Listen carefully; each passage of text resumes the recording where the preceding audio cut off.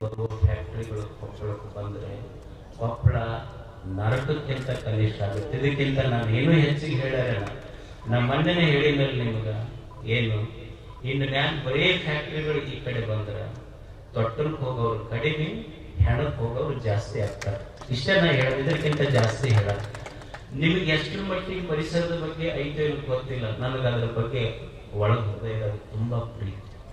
ಈಗ ಒಬ್ಬ ಮನುಷ್ಯ ಆರೋಗ್ಯ ಇರಬೇಕಾದ್ರೆ ಒಂದು ಬ್ಯಾಲೆನ್ಸ್ ಡಯಟ್ ಅಂತ ಇರ್ತೈತಿ. ಪ್ರೋಟೀನ್ ಎಷ್ಟಿರಬೇಕು, ವಿಟಮಿನ್ಸ್ ಎಷ್ಟಿರಬೇಕು, ಈಗ ನೀವು ಉಣ್ತೀರಿ ರೊಟ್ಟಿ ಎಷ್ಟಿರ್ಬೇಕು, ಸಿಹಿ ಎಷ್ಟಿರ್ಬೇಕು, ಅನ್ನ ಅಷ್ಟಿಟ್ಟು ಚಲೋ. ಫ್ಯಾಕ್ಟ್ರಿ ಇರಬೇಕು, ಒಕ್ಕಲ್ತನ ಇರಬೇಕು, ಉದ್ಯೋಗ ಇರಬೇಕು, ವ್ಯವಹಾರ ಇರಬೇಕು, ಎಲ್ಲಾನು ಇರಬೇಕು. ಮತ್ತು ಬರೀ ದೇಶ ಅಭಿವೃದ್ಧಿ, ನಾಡ ಅಭಿವೃದ್ಧಿ ಆಗ್ತೈತಂತ ಅಷ್ಟು ಡಂಪ್ ಮಾಡಿದ್ರ ನಮ್ಮ ಕೊಪ್ಪಳ ಏನಾಗೈತೆ ಅಂದ್ರೆ ಈಗ ನಿಮಗೆ ಹೇಳ ನಾನು ಕೊಪ್ಪಳ ತಿತ್ತಾಗೈತೆ ಅಂದ್ರೆ ಅಷ್ಟೇ, ಇದಕ್ಕಿಂತ ಜಾಸ್ತಿ ಏನೂ ಆಗಿಲ್ಲ. ಸುಮ್ಮ ಹೈವೇದಾಗ ಹೋಗೋರಿಗೆ ಅಷ್ಟು ಮಟ್ಟಕ್ಕೆ ಬರ್ತಾರೆ. ಅದೊಂದಿಷ್ಟು ಗಾರ್ಡನ್ ಐತಂತ ನೋಡಿ ಚಂದ ಐತಂತ ರೋಡ್ನಿಂದ ಒಳಗೆ ಹೋದ್ರೆ ನಮ್ಮನ್ನೆಲ್ಲರನ್ನು ಉಗುಳಿ ಹೋಗ್ತಾರ ಅವ್ರು ಅಷ್ಟೇ ಜನ. ನೀವು ಗಿಣಿಗೇರಿಯಿಂದ ಹಿರೇಬಗನಾಡು ಆ ಕಡೆ ಎಲ್ಲ ಹೋಗ್ರಿ, ಆ ಮಕ್ಕಳ ಪರಿಸ್ಥಿತಿ ನೋಡ್ರಿ, ಕಣ್ಣೀರ್ ಕಪಾಳಕ್ಕೆ ಬರ್ತದೆ. ಅಲ್ಲಿ ಆರೋಗ್ಯದ ಪರಿಸ್ಥಿತಿ ಹೆಂಗೈತಿ? ಮಕ್ಕಳು ಶಾಲ್ಯಾಗ ಮಧ್ಯಾಹ್ನ ಶಾಲ್ಯಾಗ ಬಿಸಿ ಊಟ ಅನ್ನ ಉಂಡ್ರ ಎಲ್ಲ ಅದ್ರಾಗ ಬೂದಿ ಹೋಗಿ ವಾಂತಿ ಮಾಡ್ಕೊಂತಾವ. ಅವಕ್ಕೆ ಎಲ್ಲ ಸಣ್ಣ ಮಕ್ಕಳಿಗೆ ಅಸ್ತಮಾ ಬಂದೈತಿ, ಕ್ಯಾನ್ಸರ್ ಬರಕತ್ತೈತಿ. ಹುಟ್ಟುವ ಮಕ್ಕಳು ಯುವಕರು ನಪುಂಸಕರಾಗಕತ್ತಾರ. ಗರ್ಭಿಣಿಯಾಗಿ ಹುಟ್ಟುವ ಮಕ್ಕಳೆಲ್ಲ ಬುದ್ಧಿಮಾಂದ್ಯರಾಗಿ ಮಕ್ಕಳು ಹುಟ್ಟಾಕತ್ತಾರ. ಆಮೇಲೆ ಈ ಒಂದು 3-4 ವರ್ಷದ ವರದಿಯಿಂದ ಕೊಪ್ಪಳ ಸ್ಟೇಟ್ನೊಳಗೆ TB ಒಳಗೆ ಫಸ್ಟ್ ಇತ್ತು, ಈಗ ಸ್ವಲ್ಪ ಕಡಿಮೆ ಆಗಿತ್ತು. ಮತ್ತೆ ಇದಕ್ಕೆಲ್ಲ ಹೊಣೆ ಯಾರು? ಯಾರಾದ್ರೂ ಕೇಳ್ಬೇಕಲ್ಲ. ಅವರು ಫ್ಯಾಕ್ಟ್ರಿಯವರ ನಮ್ಮ ಆಯುಷ್ಯ ಕಡಿಮೆ ಆಗತ್ತೈತಿ, ಫ್ಯಾಕ್ಟ್ರಿಯವರ ಆಯುಷ್ಯ ಹೆಚ್ಚಾಗತ್ತೈತಿ. ಹಂಗ ಮಗ್ಲಿಷ್ಟು ತಗೊಂಡು ಅವ್ರ ಆಯುಷ್ಯ ಚಲೋ ಆಗತ್ತೈತಿ. ಮತ್ತೆ ಬದುಕದ ಹೆಂಗಿಲ್ಲ ಎಲ್ಲರೂ. ಊರ್ 1 ಕಿಲೋಮೀಟರ್ದಾಗ ಒಂದೊಂದು ಫ್ಯಾಕ್ಟ್ರಿ ತಂದು ಹಾಕಿದ್ರ ನಿಲ್ಲವ್ರು ಯಾರು? ಗಾಳಿ ಎಷ್ಟು ಕೆಡಾಕತ್ತೈತಿ. ಈಗ ನೀವೊಂದು ಏರ್ ಕ್ವಾಲಿಟಿ ಇಂಡೆಕ್ಸ್ ಅಂತ ಇರ್ತೈತಿ. ಕೊಪ್ಪಳದ್ದು ಜಿಂದಾಲ್ ತೆಗೆದ್ರ ಈಗ ಜಿಂದಾಲ್ದಾಗ 119 ಇರ್ತೈತಿ. 119 ಅಂದ್ರೆ ಅದು ಯೆಲ್ಲೋ ಜೋನ್, ಆಲ್ರೆಡಿ ಮುಂದೆ ಬಂದ್ರೆ ರೆಡ್ ಜೋನ್, ವಿಷ ಬರೇ. ಈಗ ಜಿಂದಾಲ್ದಾಗ ಎಷ್ಟು ಏರ್ ಕೆಟ್ಟೈತಲ್ಲ, ಇವ್ ಯಾವ ಫ್ಯಾಕ್ಟ್ರಿ ಇಷ್ಟು ಫ್ಯಾಕ್ಟ್ರಿಗೆ ಅಷ್ಟು ಏರ್ ಕೆಟ್ಟೈತಿ. 105 ಏರ್ ಪೊಲ್ಯೂಷನ್ ಇದು ಇಲ್ಲೇ ಕೊಪ್ಪಳದಾಗ ಅಷ್ಟೈತಿ. ಈಗ ಉಳಿದ ಫ್ಯಾಕ್ಟ್ರಿ ಬಂದ್ರೆ ನಾವೇನು ಕುಡಿಬೇಕು? ಗಾಳಿ ಕುಡಿಬೇಕು, ವಿಷ ಕುಡಿಬೇಕು ಅಷ್ಟೇ. ಇದು ನೋಡವ್ರು ಯಾರು? ನೀರ್ ತಗೋದ್ರಿ. ಆಮೇಲೆ ಅದು ಎಷ್ಟು ಪೊಲ್ಯೂಷನ್ ಅದನ್ನ ಒಂದು ಅಂದಾಜಿಸ್ತಾರಂದ್ರ, ಒಬ್ಬ ಮನುಷ್ಯ ಸಿಗರೇಟ್ ಸೇದಲಾರ್ದವ್ರು ದಿವಸ 2 ಸಿಗರೇಟ್ ಸೇದಷ್ಟು ಕೆಟ್ಟ ಗಾಳಿ ಅಂತ. ಮತ್ ಸೇದವ್ರಿಗೆ ನೀವು ಒಂದೊಂದು ಪಾಕೆಟ್ +2 ಹಿಡ್ಕೋರಿ. ನೀವು ಪರಿಸ್ಥಿತಿ ಹೆಂಗಂತ ಹಿಂಗೆ. ಆಮೇಲೆ ನೀರ್ ತಗೊಳ್ರಿ. ನೀರ್ ನಮ್ಮ ಭಾಗಕ್ಕೇನು ಒಂದು 10 ನದಿ ಹರಿತಾವ.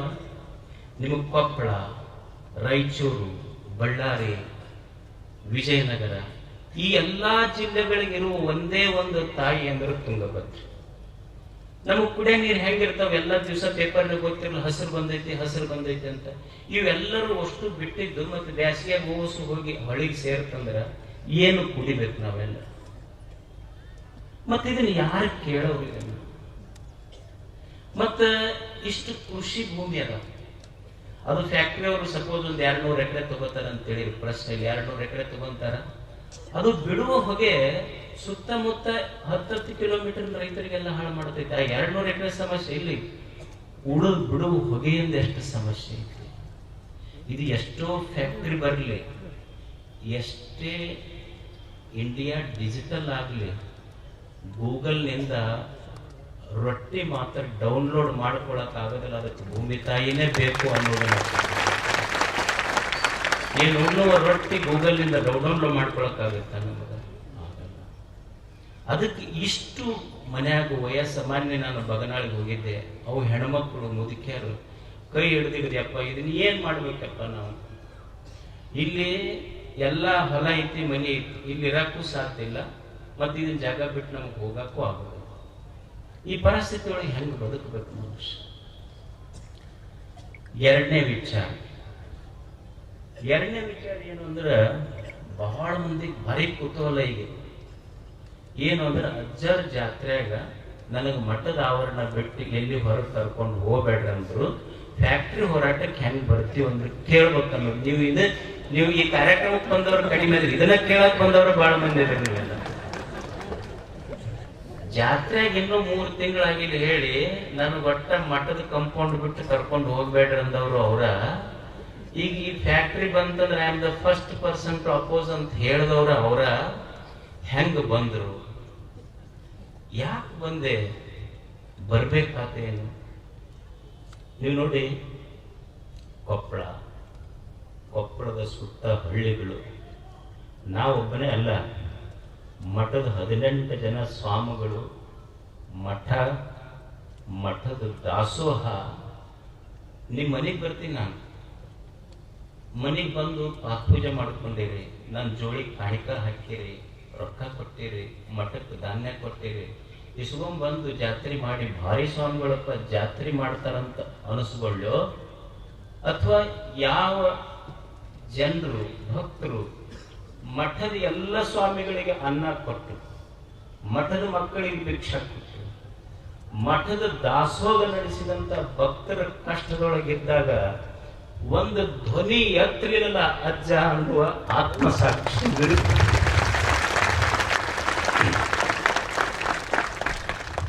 ನಾನು ಹೇಳಿದ್ದು ಸತ್ಯ, ಆದ್ರೆ ಆತ್ಮಸಾಕ್ಷಿಗೆ ವಿರುದ್ಧವಾಗಿ ಸಹಿತ ನಾನು ನಡ್ಕೊಳ್ಳೋಕ್ಕಾಗೋದು. ನನಗಿದನ್ನೆಲ್ಲ ಪರಿಸ್ಥಿತಿ ಅದನ್ನು ಗೋಳು ನೋಡಿ ನಾನು ಇದಕ್ಕಿಂತ ಮುಂಚೆ ನನ್ನ ಆತ್ಮಸಾಕ್ಷಿಯಾಗಿ ನಡ್ಕೊಂಡಿನಿ. ನನ್ನ ಭಕ್ತರಿಗೆ ಕಷ್ಟ ಬಂದು, ಇದು ಯಾವುದೇ ಜಾತಿ ಹೋರಾಟ ಅಲ್ಲ, ಇದು ಯಾವುದೇ ಧರ್ಮದ ಹೋರಾಟ ಅಲ್ಲ, ಇದು ಭೂತಾಯಿ ಮನುಷ್ಯತ್ವ ಎಲ್ಲರ ಹೋರಾಟ ಐತೆ. ನಾವು ಉಳಿಬೇಕಾಗಿತ್ತಲ್ಲ. ಅದಕ್ಕೆ ನನ್ನ ಆತ್ಮಸಾಕ್ಷಿಗೆ ನಾ ಯಾರಿಗೆ ಕೇಳಿಲ್ಲ, ಇದಕ್ಕೆ ನನ್ನ ಆತ್ಮಸಾಕ್ಷಿಗೆ ಕೇಳಿ. ನನ್ನ ಆತ್ಮಸಾಕ್ಷಿ ಏನ್ ಹೇಳ್ತು ಅಂದ್ರೆ, ಇಲ್ಲ, ಇದು ನಮ್ಮ ಸುತ್ತ ಹಳ್ಳಿಯ ಮಕ್ಕಳ ಕಷ್ಟದೊಳಗಿರುವಾಗ ಅವ್ರ ಧ್ವನಿ ಯಾರು ಕೇಳಿಲ್ಲ. ಕೇಳದೆ ಇರುವಾಗ ಅಜ್ಜ ನೀವೊಂದು ಹೇಳಲೇಬೇಕು, ಮುಂದಿನ ನನಗೆ ಗೊತ್ತಿಲ್ಲ, ನಾ ಹೇಳದೆ ಇದ್ರೆ ತಪ್ಪಾಗತ್ತೆ ಅನ್ನುವ ವಿಷಯದಿಂದ ನನ್ನ ಎಲ್ಲ ಬಾರ್ಡರ್ ಅನ್ನು ಕ್ರಾಸ್ ಮಾಡಿ ನಾ ಬಂದು ಇದಕ್ಕೆ ಹೋರಾಟಕ್ಕೆ. ಇದನ್ನು ಮಾಡಬೇಕು ಮಕ್ಕಳು, ಇದನ್ನು ಮಾಡಬೇಕಲ್ಲ. ನಾವು ಹೇಳೋದು ನೆಲ ಹತ್ತಿ ಒಲೆ ಹತ್ತಿ ಉರಿದರೆ ನಿಲ್ಲಬಹುದಲ್ಲದೆ ಧರೆ ಹತ್ತಿ ಉರಿದರೆ ನಿಲ್ಲಬಹುದೇ. ಒಲೆಗೆ ಬೆಂಕಿ ಬಿದ್ದರೆ ನಡಿಬಹುದು, ಭೂಮಿಗೆ ಬೆಂಕಿ ಬಿದ್ದರೆ ಎಲ್ಲಿ ನಿಲ್ತೀರಿ ಹೇಳ್ರಪ್ಪ ನೀವು? ಒಲೆಗೆ ಬೆಂಕಿ ಬಿದ್ದರೆ ಹೊರಗೆ ಬರ್ತೀರಿ, ಭೂಮಿಗೆ ಬೆಂಕಿ ಬಿದ್ದರೆ ಎಲ್ಲಿ ಹೋಗ್ತೀರಿ ನೀವೆಲ್ಲ ಉಸಿರು? ನಾರಿ ಮನೆಯಲ್ಲಿ ಕಳುವಡೆ, ಬೇಲಿ ಕೈಯ ಮೈವೆಡೆ, ನಾರಿ ಮನೆಯಲ್ಲಿ ಕಳುವಡೆ, ತಾಯಿಯ ಮೊಲೆ ಹಾಲು ನಂಜಾಗಿ ಕೊಲುವಡೆ. ಬಸವಣ್ಣಂತನ ಯಾರ ಮೇಲೆ ದೂರದಪ್ಪ?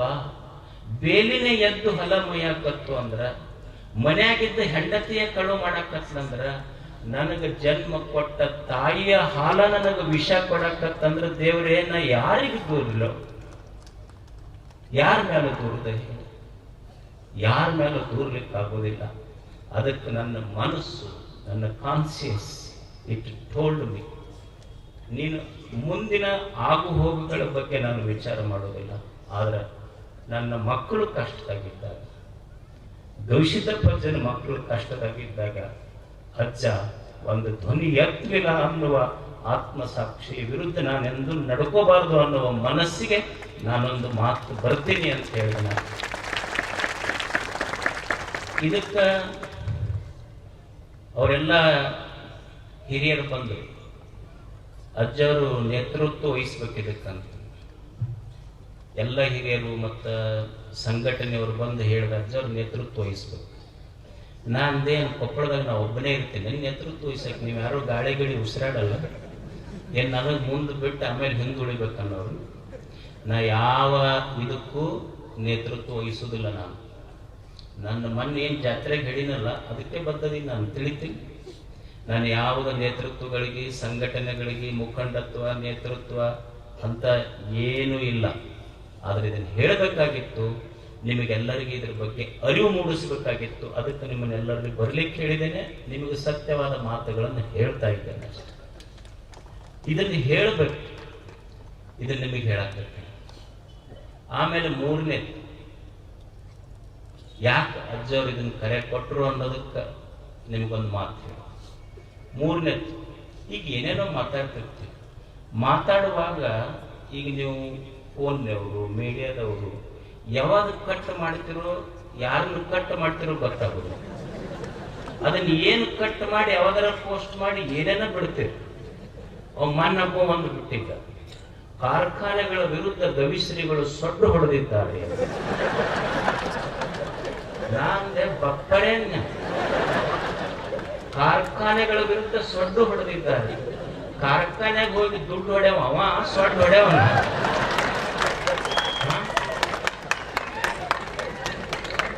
ಹೌದಲ್ರಿ?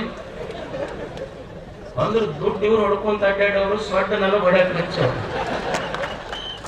ನಿಮ್ಮ ಗೆರೆ ಎಲ್ಲ ಬಲ್ಲೆ. ನಾನು 35 ವರ್ಷ ಆತಿ ಊರಾಗಿ.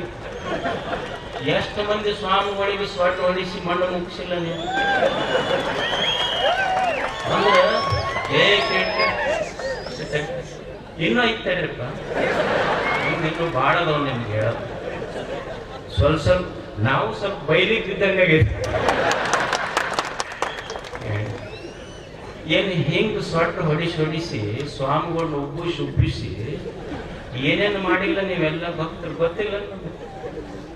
ಆದ್ರೆ ನನಗ ಅದರ ಪ್ರಶ್ನೆ ಇಲ್ಲ, ಈ ನಾಡಿನ ಮಕ್ಕಳ ಪ್ರಶ್ನೆ. ನಾನು ಗವಿಸಿದ್ಧ ಪದ್ಧತಿ ಎಷ್ಟು ಪ್ರೀತಿಸ್ತೀನಿ, ನಿಮ್ಮನ್ನು ಅಷ್ಟೇ ಪ್ರೀತಿಸ್ತೀನಿ. ಅಂದ್ರೆ ಖುಷಿ ಆಗತ್ತೆ ನನಗಷ್ಟೇ. ನಿಮ್ಮ ಬಗ್ಗೆ ಹೇಳಬೇಕಾಗಿತ್ತು. ಮತ್ತೊಬ್ಬ ಅವನ ಪೋಸ್ಟ್ ಮಾಡಿದ್ದಾನೆ, ರಾಜ್ಯದ ಮುಖ್ಯಮಂತ್ರಿಗಳಿಗೆ ಗುಡುಗು ಹಾಕಿದ ಗವಿಶ್ರೀ. ನೀವ್ ಯಾವಾಗಾರ ಕೇಳಿದೆ, ನನ್ನ ಇಷ್ಟು ವರ್ಷ ಜೀವನದಾಗ ಯಾರು ನನಗ ಗುಡಿಗೆ ಹೋಗ್ಯಾರ ಬಹಳ ಮಂದಿ. ಯಾರು ಗುಡುಗುದ್ರು ಒಂದ್ ದಿವ್ಸ ಅಡಗ್ತಾರೆ ಇವ್ರೊಂದು ಸುಮ್ಮನೆ ನಾನು. ಅಂದ್ರೆ ಹಿಂಗ್ ಹೇಳಿ ಏನ್ ಮಾಡ್ಬೇಕಂತಾರೆ ಇವ್ರು. ಗುಡುಗು ಹಾಕಿದ ಗವಿಶ್ರೀ. ನನ್ನ ಜೀವನದಲ್ಲಿ ಯಾರಿಗೆ ಗುಡುಗು ಹಾಕಿಲ್ಲ. ನಾನು ಗುಡುಗಿನಿಂದ ಯಾರನ್ನು ಗೆದ್ದಿಲ್ಲ, ಹೃದಯದಿಂದ ಗೆದ್ದಿನಿ, ಪ್ರೇಮದಿಂದ ಗೆದ್ದಿನಿ. ಇಡೀ ರಾಜ್ಯದ ಒಬ್ಬ ಮುಖ್ಯಮಂತ್ರಿ ಅಂದ್ರೆ ಒಂದು ಸಂವಿಧಾನಿಕ ಅತ್ಯಂತ ಶ್ರೇಷ್ಠ ಸ್ಥಾನ. ವ್ಯಕ್ತಿ ಯಾರೇ ಇರಲಿ, ಅದು ಕರ್ನಾಟಕ ಸರ್ಕಾರದ ಮುಖ್ಯಮಂತ್ರಿ ಅಂದ್ರೆ ನಾನು ಅತ್ಯಂತ ಗೌರವದಿಂದ ಕಾಣ್ತೇನೆ. ಗುಡುಗು ಹಾಕುವ ವ್ಯಕ್ತಿ ನಾನು. ಇದನ್ನ ನೀವು ಪೋಸ್ಟ್ ಮಾಡೋರು ಸ್ವಲ್ಪ ಪೋಸ್ಟ್ ಮಾಡಬೇಡ್ರಿ, ಅಷ್ಟೇ. ಪೋಸ್ಟ್ ಕಳಿಸ್ರಿ, ಸತ್ಯ ಹೇಳಿ. ಆಮೇಲೆ 4ನೇ ವಿಷಯ, ಈಗ MSPL ಬಂತು.